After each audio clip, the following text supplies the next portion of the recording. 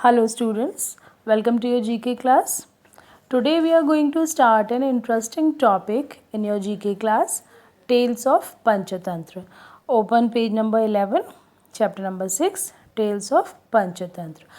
Tales of Panchatantra, believed to be written by Vishnu Sharma, are well known fables. तो tales किसको बोलते हैं? Stories को. Fables किसको बोलते हैं? Imaginary stories. तो fables are traditional stories that teach values with animals and birds as character.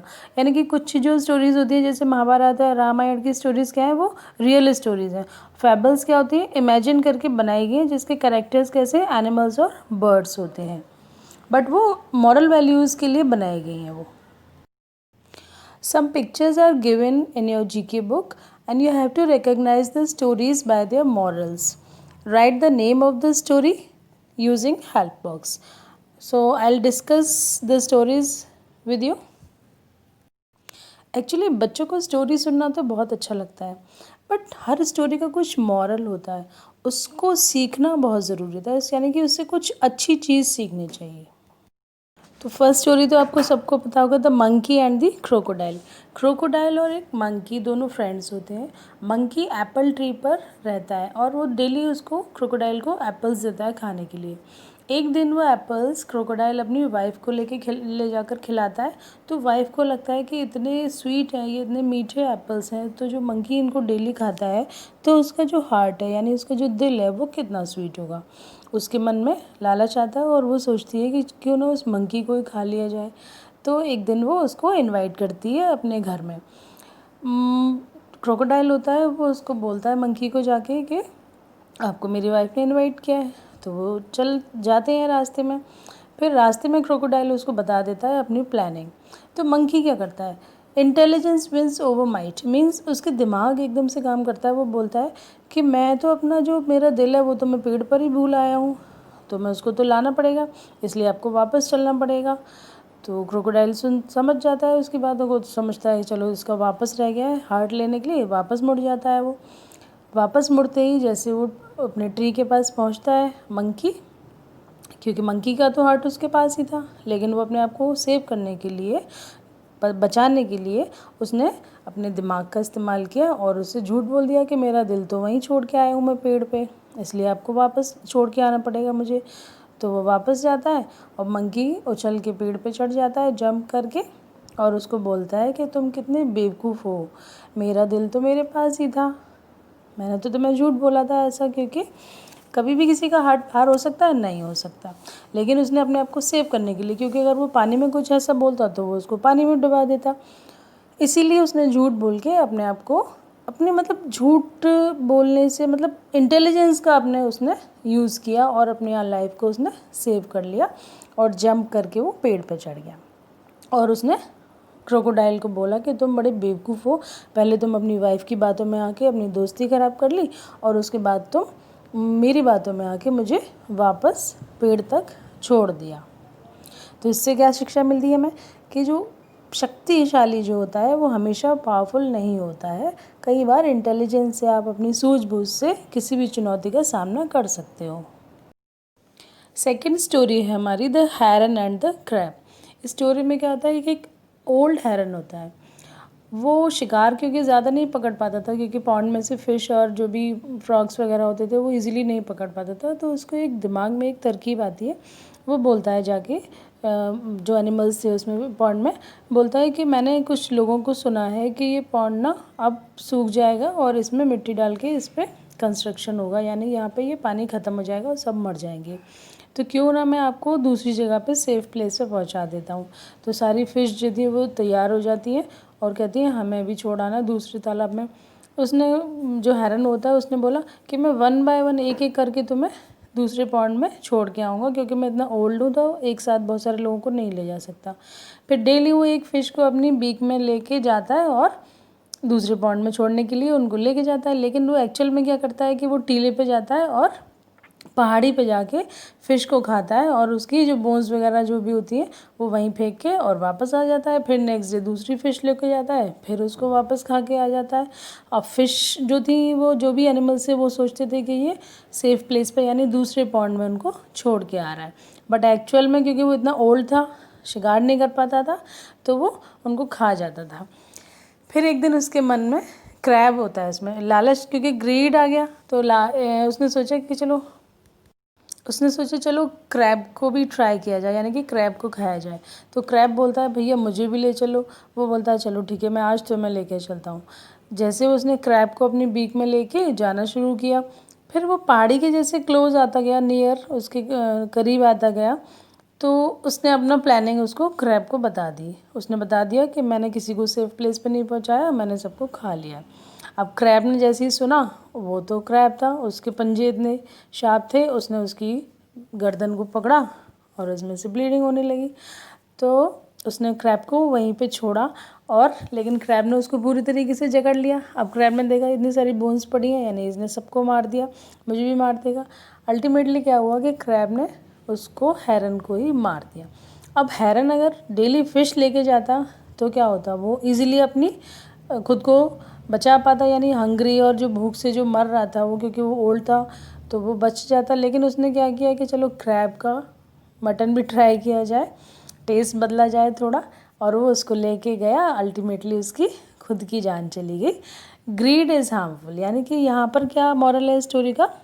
Story का नेम क्या है? Heron and the crab. और इसका मॉरल क्या है? Greed is harmful. अगर आप थोड़ा थोड़ा करके काम कर रहे हो ना, ज़्यादा लालच नहीं करना चाहिए, जो मिल रहा है उसमें खुश रहना चाहिए। थर्ड स्टोरी है the swan and the owl. एक जंगल में एक स्वैन रहता था। थोड़े टाइम बाद वहाँ पर एक आउल आता है और वो भी वहीं रहने लगता है। तो स्वैन ने उसको बोला कि भैया ये जो तालाब है वो गर्मियों में सूख जाता है, आपको प्रॉब्लम होगी आगे चल के। आउल ने बोला कोई बात नहीं, फिर मैं वापस चला जाऊँगा अपने जहाँ से मैं वापस आया हूँ। तो उसने कहा ठीक है। फिर दोनों में दोस्ती हो जाती है और वो आराम से रहने लगते हैं। फिर समर सीज़न आता है, जैसे उसने बताया था कि गर्मियों में तालाब सूख जाता है और तालाब सूखने लगता है। आउल फिर सोचता है अब तो प्रॉब्लम होने लगती है आउल को, तो आउल क्या करता है, फिर जहाँ से वो आया था वापस चला जाता है अपनी जगह पर। बहुत दिन के बाद सब स्वैन को उसकी याद आती है, तो सोचता है चलो मैं अपने दोस्त से मिल कर आता हूँ। तो वो उड़ते हुए जहाँ पर आउल रहने लगा था वो वहाँ चला जाता है। एक दिन वो दोनों बैठे थे पेड़ पे आराम से, क्योंकि रात में आउल तो देख सकता है, उसको रात में भी दिखता है, लेकिन स्वैन को तो नहीं दिखता है। पेड़ की डाली पे दोनों बैठे थे, आराम से बातें कर रहे थे, क्योंकि वो दोनों फ्रेंड्स थे अच्छे। अब इसका मॉरल क्या है? Friendship has to be between equals, यानी कि फ्रेंडशिप दोनों में बराबरी से होनी चाहिए। अगर आपके लिए कोई कुछ कर रहा है तो आपको उसके लिए भी कुछ करना चाहिए। तो एक दिन जब वो बैठे थे पेड़ पर रात को, क्योंकि स्वयं तो दूर से आया था उसके आउल के देश में या उसके जंगल में, बातें कर रहे होते हैं। नीचे बैठ के उनकी बातें पेड़ के नीचे कुछ शिकारी सुन रहे थे। अब शिकारी जब उनकी बातें सुनते हैं तो उनके दिमाग में आता है कि क्यों ना इनको स्वयं को मार दिया जाए। तो वो नीचे से तीर जो होता है ना वो चला देते हैं। तो आउल को रात में देखने की पावर होती है, उसकी जो आइज़ होती हैं वो रात को भी अंधेरे में भी देख पाती हैं, जबकि स्वयं के साथ ऐसा नहीं होता है। तो जैसे उन्होंने तीर चलाया, आउल ने एकदम से देख लिया और उसने स्वयं को साइड कर लिया और उसको बचा लिया। किससे? शिकारी के तीर से मरने से। और वो इस तरह उसने अपनी दोस्ती को निभाया।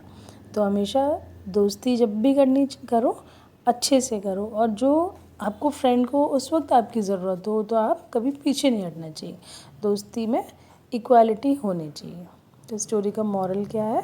Friendship has to be between equals. And the story का नाम क्या है? The swan and the owl.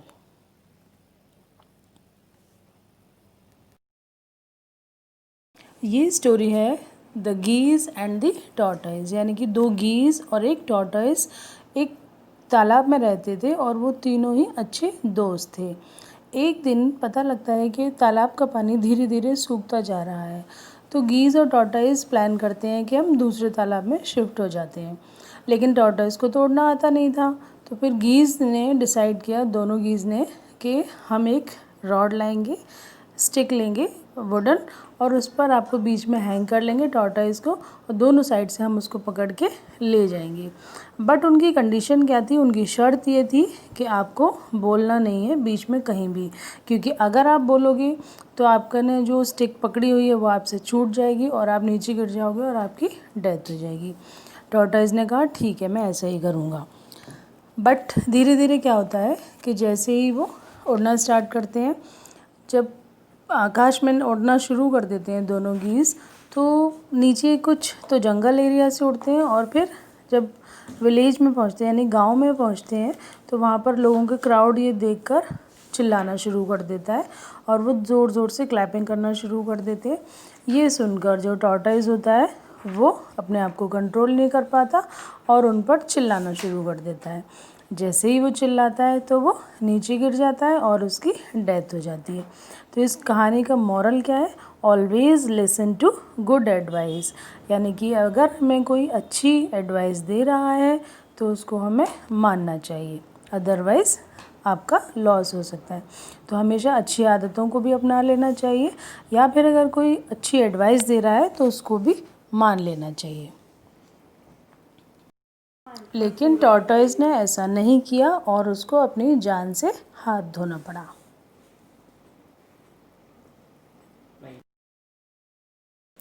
हमारी नेक्स्ट स्टोरी का नाम है the Hunter and the doves. इस स्टोरी में क्या होता है कि एक डव्स यानी कि फाख्ता जो होती हैं, उनका बर्ड्स का एक झुंड शिकार के लिए निकलता है। तो उन्हें कहीं रास्ते में दाने पड़े हुए दिखते हैं, तो दाना चुगने के लिए सारे जो डव्स होते हैं वो बैठ जाते हैं जाके नीचे, दाना चुगने लगते हैं। थोड़ी देर बाद उन्हें एहसास होता है कि वो जाल में फंस चुके हैं, क्योंकि वहाँ पर एक शिकारी था और उसने वहाँ पर जाल बिछाया हुआ था।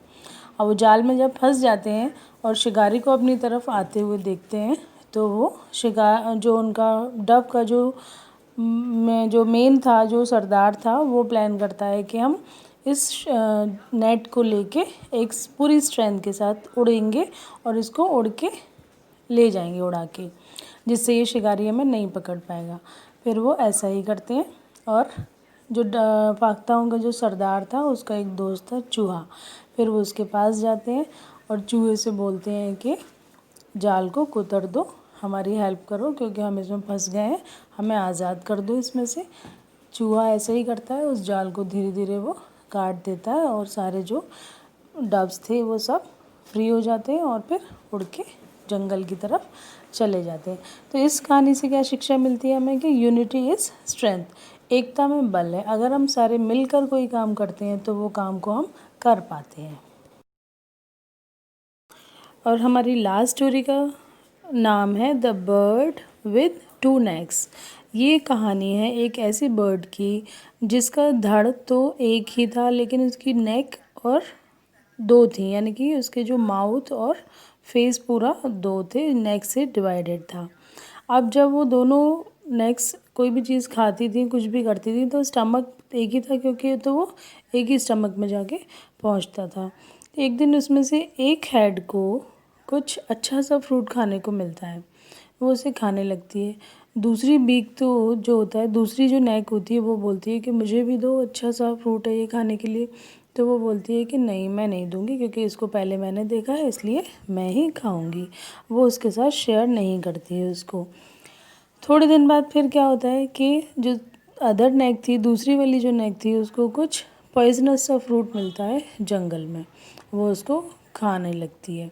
तो जो फर्स्ट वाली नेक थी वो उसको मना करती है कि इसको मत खाओ, ये पॉइजनस है, क्योंकि ये सेम स्टमक में जाएगा, हम दोनों का स्टमक सेम है, तो हम दोनों ही मर जाएंगे। पर वो ऐसा नहीं मानती है और वो खा लेती है, क्योंकि उसने जब उसको अच्छा फ्रूट मिला था तब उसने उसको शेयर नहीं किया था, इसलिए वो भी उसकी बात नहीं मानती और वो उसे खा लेती है और दोनों मर जाते हैं। तो मॉरल क्या है स्टोरी का? You should share good things with others. हमें अच्छी चीज़ें दूसरों के साथ भी शेयर करनी चाहिए। ऐसा नहीं कि कोई अच्छी चीज़ मिली तो हमें दूसरों के साथ शेयर नहीं करना है और अकेले ही उसको खा लेना है या यूज़ कर लेना है। तो ये थी सारी स्टोरीज़ का स्मॉल डिस्क्रिप्शन। उम्मीद है आपको ये अच्छा लगेगा सुनकर। स्टोरीज़ शॉर्ट स्टोरीज़ है। तो नेक्स्ट वीडियो में फिर मिलेंगे कुछ नए टॉपिक के साथ, नए चैप्टर के साथ। तब तक के लिए good bye, stay healthy, stay fit.